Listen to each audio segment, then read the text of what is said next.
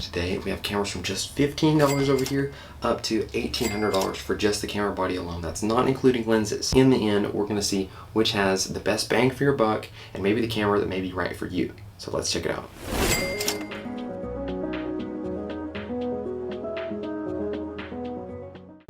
So here we have the Panasonic Lumix DMC LZ7.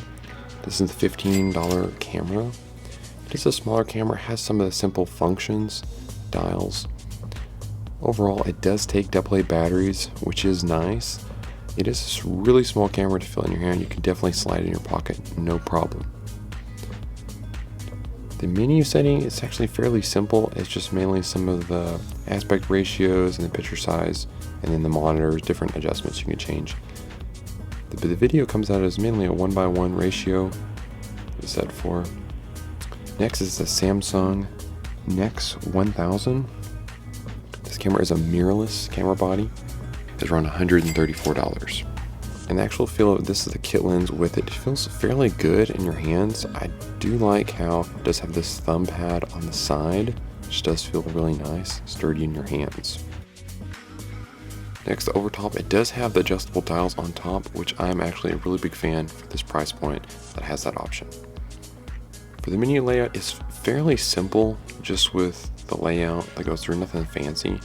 The video quality that comes out of it, it's not too bad. Overall, the actual autofocus is a little bit slow, but it does work. Next, the T2i. This is an older DSLR Rebel Canon. You have the 50mm 1.8 STM lens. Camera body is $130. So here it is. Feeling in the hands, it does feel nice. It does have the adjustable dials on top for some of the settings. It does have an audio, an aux port, as well as an SD card on the side, which is nice. A lot of the cameras don't have them on the sides, it's normally on the bottom, which I do like on the side. It is have a little bit of a plastic sound, but the feel of it does feel nice and sturdy overall. With the menu layout, it is the Rebel layout that's been around for quite a while. It's fairly simple, but the video quality that comes out of it is actually pretty good. Overall, you can see that depth of field coming in with that 1.8 lens.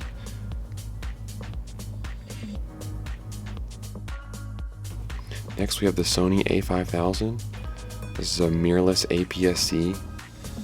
Sony's E-mount is $190. Very small. It does not have the adjustable menu at top, which is annoying in my personal opinion. Here we have the actual Sigma 19mm f2.8 lens. Very small compact lens, fairly inexpensive lens. Menu, it is to have that Sony menu, which isn't the best. Personally, I'm not a big fan of just the Sony's menu. Video that comes out of it is actually pretty good.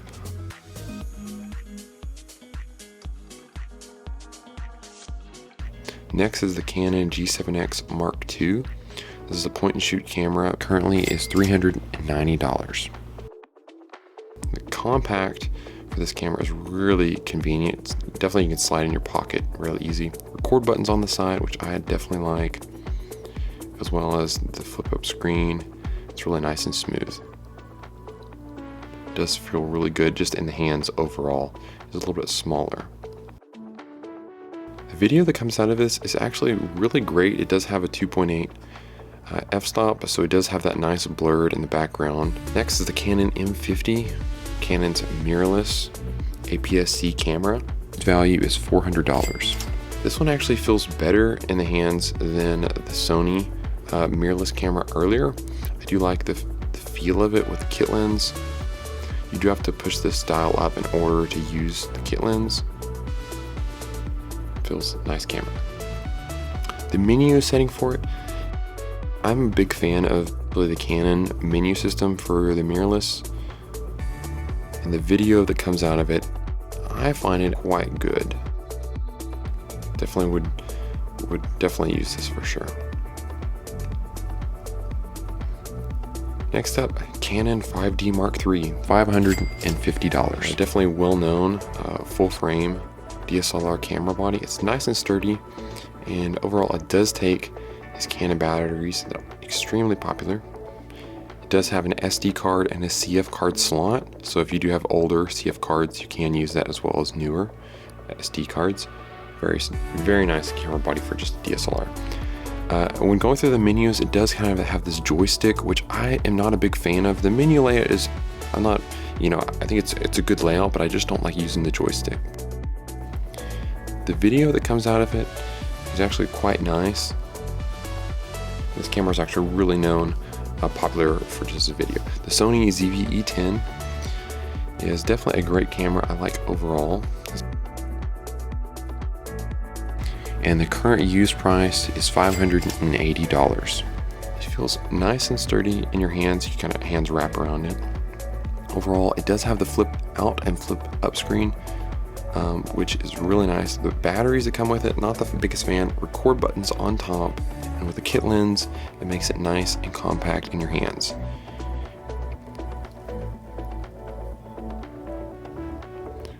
So for the menu setting, it does have that standard Sony layout, which once again, I'm not the biggest fan, but the video that comes out of this straight out of the box is actually really good in my opinion. Just the overall simplicity. The next, Sony a7 III.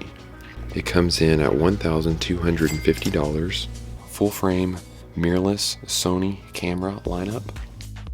It does have SD card slots on the side, as well as the indentation for the grip. The flip out screen, it's not a flip up screen, just a flip up halfway. I don't like this, have some custom buttons, which is nice, with the dials and the overexposures. It's on the side. It is nice that it does have the scroll wheel for ISO.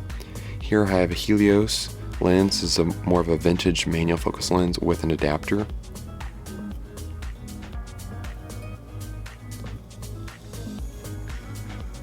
For the menu layout, it does have that standard Sony layout. And then for the actual video that comes out of it, it's actually really adaptable for video and photo as well for just this camera in general. Get some great images just with that lens. Here's the Blackmagic Pocket 6K. Used body price is $1,400 currently. This is a 2x sensor, so it is cropped, doubled.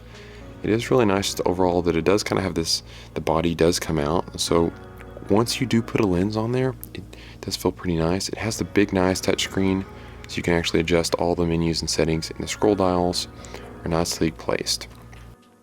Here's the screen. I like how it's just simple, just the settings, and it is a touch, so it does make it really easy just to use and to change. The video that comes out of it is actually really smooth, and it has a nice cinematic look in my opinion. Sony FS5 Mark II is the next one. We're going to be kind of going over. Just the setting of it is a cinema and the larger lineup. Used body price currently is $1,800. So the feel for it does have the top panel that comes with it, and then we have a 24 to 105 millimeter f4 lens attached with it, which is a really common setup for this camera and setup since it does have internal zoom with the lens. It has all the functions and an ND filter on the side, so if you go outside and it's really bright, you can just turn those on and it'll help with just the brightness. It does also come with this nice Sony battery. Overall, great camera. The menu settings on this, I am not the biggest fan of.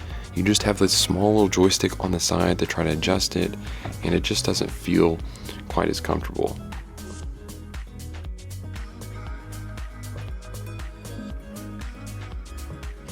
Out of all these, the best bang for your buck on these cameras. First, starting out, I'd have to go with the Sony a5000. It does have the Sony mirrorless lineup, and it does have access to the E-mount lenses, which this is a Sigma, like third parties like Tamron.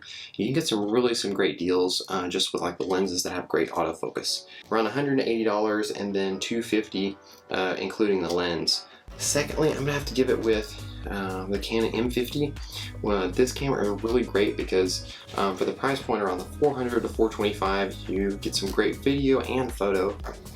So number 3, I'm going to give it to the Sony a7 III. Full frame camera is really popular, and there's a reason why. Right now, prices are around $1,200 to $1,300 for the camera body. To definitely think about what camera really feels good in my hand, but also what camera makes me want to actually be creative and like actually enjoy. And see you guys next time.